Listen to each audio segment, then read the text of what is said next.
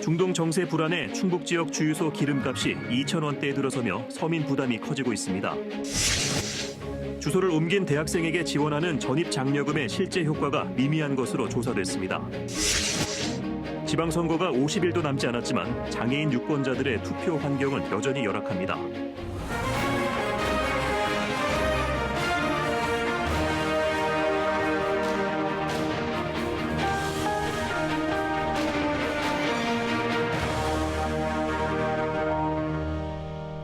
시청자 여러분 안녕하십니까? 9시 충북 뉴스입니다. 중동 정세의 불안 속에 기름값이 천정부지로 치솟고 있습니다. 충북도 기름값 2,000원 시대에 들어서며 서민 경제를 옥죄고 있는데요. 오는 27일부터는 고유가 피해 지원금 신청도 시작됩니다. 송국회 기자입니다. 기름값이 비교적 저렴하다고 알려진 청주 시내 한 주유소. 이른 오전부터 차량이 몰립니다. 휘발유 값이 더 오르기 전에 미리 채워두려는 직장인들이 대다수입니다. 차를 이제 두고 대중교통 타고 이용하려고 들고 이제 꼭 필요할 때만 차를 운영하고 있습니다.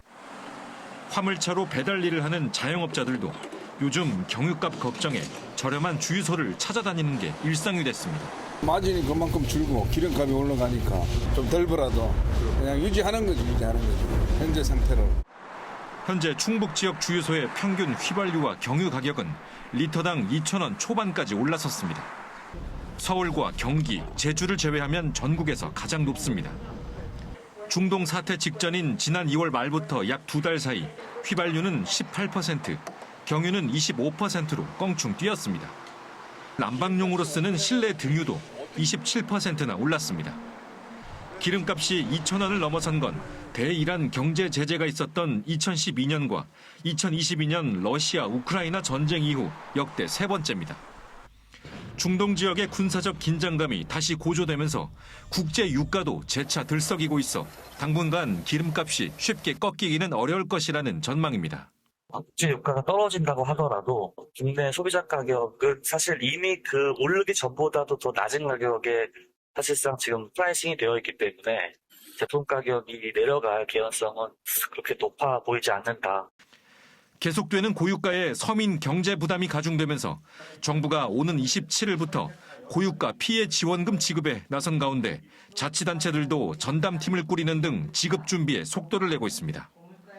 충북의 1차 지급 대상은 취약계층 10만여 명으로 기초생활수급자는 1인당 60만 원, 차상위 계층 한부모 가족은 50만 원이 지급됩니다. KBS 뉴스 송국혜입니다.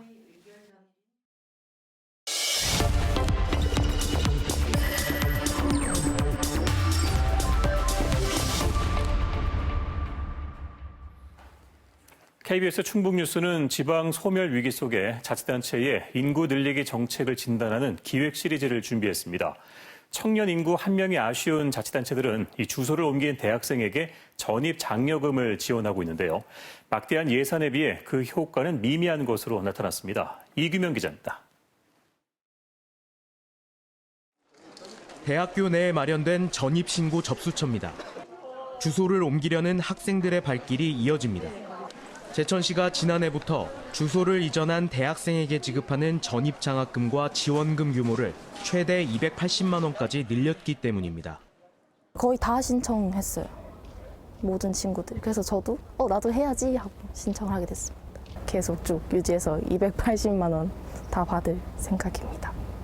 최근 5년간 제천시 인구 통계를 분석해봤습니다. 해마다 대학생 전입신고 접수처가 운영되는 3월 무렵 인구가 일시적으로 1,000여 명가량 급증합니다. 하지만 가을 무렵 인구는 다시 이전 수준으로 돌아가고 연말에는 오히려 더 낮은 수준으로 떨어지는 흐름이 예외 없이 반복됩니다. 전입장학금 지급 기준인 9개월 동안 주소를 유지한 뒤 다시 원주소로 옮긴 것으로 추정됩니다. 실제 지난 2022년 전입한 학생 중 1년 이상 주소를 유지해 지원금을 받은 학생 비율은 15%에 그쳤습니다. 2년, 3년이 지날수록 그 비율은 급격히 낮아집니다. 이 기간 제천시가 지원한 전입장학금과 지원금은 65억 원에 달합니다. 기한에 맞춰서만 하고 그 다음에 이제 다시 주소지 이전을 본가로 다시 다들 하더라고요. 정말 옮기고 싶어하는 친구들 한 번도 못 봤습니다. 이처럼 인구 증가 효과는 미미하지만 충북 다른 자치단체들도 앞다퉈 대학생 전입 지원 사업을 확대하고 있습니다. 지방재정의 40%가량을 차지하는 보통교부세를 산정할 때 6월 말 인구수가 핵심 기준이기 때문입니다.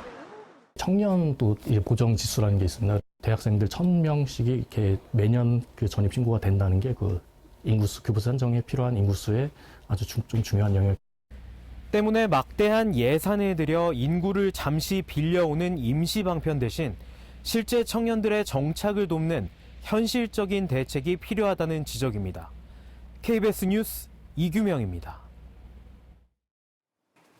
국민의힘 청주시장 예비경선에서 서승우 예비후보가 이육희 예비후보를 상대로 승리해 본경선에 진출했습니다. 이에 따라 국민의힘 청주시장 후보는 서 예비후보와 현역인 이범석 시장이 결선을 거쳐 최종 후보를 가리게 됩니다. 국민의힘은 29일과 30일 당원 투표 50%, 국민 여론조사 50%를 반영하는 본 경선 투표를 실시해 다음 달 1일 최종 후보를 확정할 예정입니다. 오늘은 장애인의 날입니다. 전국 동시지방선거가 이제 50일도 남지 않았지만 장애인 유권자들은 여전히 한 표를 행사하기가 쉽지 않습니다. 매번 대책은 나오고 있지만 장애인의 참정권은 여전히 방치돼 있는 게 현실입니다. 이자현 기자가 취재했습니다. 오는 6월 지방선거 투표소로 이용될 한 경로당입니다. 뇌병변 장애인이 탄 전동 휠체어가 입구 경사로를 올라보지만 폭이 좁아 휠체어 바퀴가 벽에 닿을 듯 아슬아슬합니다. 비좁은 경사로를 지나면 이번엔 문턱이 가로막습니다. 진입이 어려워 휠체어를 되돌려보지만 공간이 비좁아 경사로 곳곳에 부딪혀가며 겨우 뒤로 빠져나옵니다. 장애인 자체는 적합하지 않은 주차장이에요. 경사도도 너무 가파르고요. 끼는 거 주차장이 위험하고요. 문에 이만큼 있는데 빗자가 어떻게 들어가요? 발달장애인들은 투표소에 가기도 전에 높은 문턱과 맞닥뜨리게 됩니다. 글자가 빼곡한 투표용지와 외래어 한자어가 많은 선거 공보물. 후보자 기호와 공약을 수차례 연습해 외워가도 막상 투표소에 들어서면 긴장감에 머리가 하얘집니다. 어디가 시작이고 어디가 끝이고 어떻게 투표도 해야 되고 어떻게 사인을 받고 뭐 투표용지 받고 그런 거 헷갈려서 공약은 이게 조금 장애인들 위해서 조금 쉽게 써 있었으면 좋겠어요. 국가인권위원회는 선관위에 장애인 참정권 보장을 위한 제도 개선을 권고했지만 정작 관련 공직선거법 개정안은 아직도 국회 문턱을 넘지 못하고 있습니다. 민주주의라고 하는 거는 모든 이들의 의견을 수렴하는 과정이라고 생각을 하거든요. 비장애인들이 접근할 수 있는 정보라면 장애인도 당연히 다 접근 가능해야 되는 거고요. 충북에서 투표권이 있는 만 18세 이상 장애인 유권자는 9만 2천여 명으로 전체 유권자의 6.6%에 달합니다. KBS 뉴스 이자연입니다. 충청북도가 2029년까지 4년 동안 372억 원을 투입해 도로 교통 환경 개선에 나섭니다. 사업 대상은 어린이, 노인 보호구역과 사고 다발 지역 등 모두 800여 곳입니다. 충청북도는 사고 유형과 보행 특성을 과학적으로 분석해 차량 감속 유도 시설 등을 확충하고 사람 중심의 도로 환경을 구축하는 데 중점을 둘 계획입니다. 또 충북교육청과 연계하고 안전체험관과 충북교통연수원 등에서 생활 밀착형 교통안전교육도 병행할 계획입니다. 최근 청주 원도심 일대에서 10대 청소년들이 비슷한 또래로부터 폭행을 당하고 금품을 빼앗기는 사건이 잇따랐습니다. CCTV 사각지대를 노리는 것으로 보이는데 쇠락한 옛 도심이 우범지대로 전락하는 것은 아닌지 근본적인 대책이 필요하다는 지적입니다. 정다현 기자의 보도입니다. 청주 옛 도심의 한 도로입니다. 한 남성이 10대 청소년의 외투를 잡아당기며 실랑이를 벌입니다. 인적이 드문 후미진 상가주차장에서 중학생들이 같은 10대 청소년들에게 폭행당하는 것을 목격한 상가 주민이 제지에 나선 겁니다. 상가 뒷 주차장으로 CCTV 사각지대로 이 학생들을 끌고 갑니다.